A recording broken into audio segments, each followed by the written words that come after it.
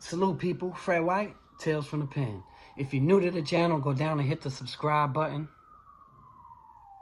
Click the bell notification. And then click the word all. This way, anytime I do a video, you will know about it. Today, I'm going to do a little something different. As you hear the sirens in the background. Today, I'm going to talk about a clip that I seen that comes to you guys from Florida, where a man was gunned down in a parking lot in front of his wife and his 3 kids over a handicapped parking spot. Sad. Watch this.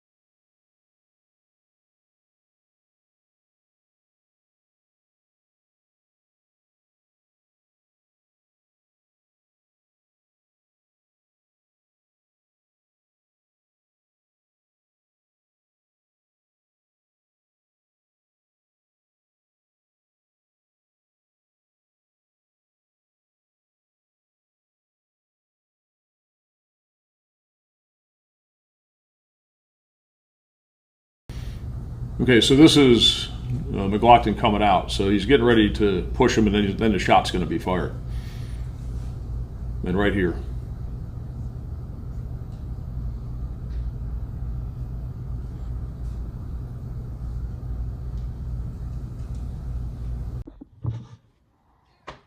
Damn, that was tough to watch. That was a father of 3. You know, went into the store. I guess he parked in the handicap section. All that was over. Handicap parking. That guy, you know, he had a pet peeve, supposedly, that he hated when people parked in the handicap section who weren't handicapped. Now, you could clearly see there was a million spots there. So it wasn't like he was handicapped and needed that spot, right? You see, because he pulled up, there was 1,000 spots in that parking lot. Right? You saw that? It was crazy. But down in Florida, they have what's called the stand your ground law. Right? A lot of states don't have it. Some states have their own versions of it. Okay? Where you can be outside and you feel you're in imminent danger. Something's going to happen and you feel that deadly force is necessary. Right? That's how the Zimmerman guy beat the whole Trayvon Martin case, right? With the stand your ground. Florida's a different example. Florida's a whole different world when it comes to that type of stuff, right?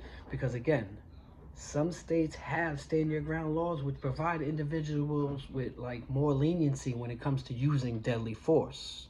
Okay? New York doesn't have a stand your ground law, but they have something similar, okay? Which is called the Castle Doctrine, okay? Listen to me. So New York is not a stand your ground state, but the state does follow a similar doctrine called the Castle Doctrine, which allows individuals to use deadly force to defend their homes against intruders. Okay? The key distinction between stand your ground and the Castle Doctrine is that the Castle Doctrine designate this justification just for people in their homes. The rationale is that your home is your castle, follow me? And it should be a safe refuge, that you should not have to run away from your home when defending it against invaders. That's the actual law, the castle doctrine, right? But, so they're very different. One could be anywhere, where New York is only actually in your home, the castle doctrine. Look it up, right? But one thing that these both of them do have in common is called the duty to retreat, right? What the stand your ground and the castle doctrine have in common is that there is no duty to retreat. Okay, so according to the duty to retreat principles, when the individual is under immediate threat of harm, they are required to retreat from threat as much as possible. Only then can the individual use force for self-defense purposes. The use of deadly force is considered a last resort. Okay? That's the difference. And that's what they do have in common, right? You're supposed to retreat until the last possible instance, and then deadly force could be used, okay? But again, New York has their own different things, and that only applies, again, to the castle doctrine. Look it up.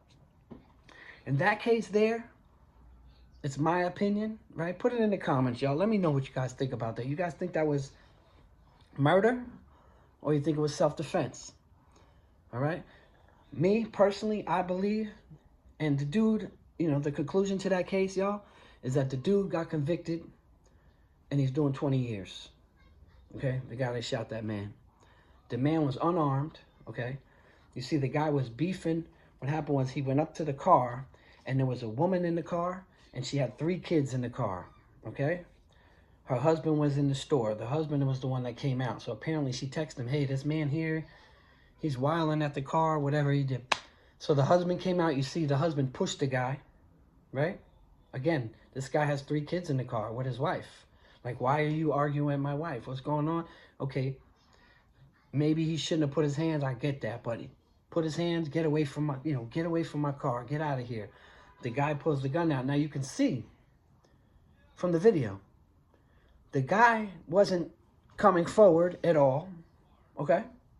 He actually, when he started moving back, all right? So for me, there was, he had a chance to get up and get out of there, right?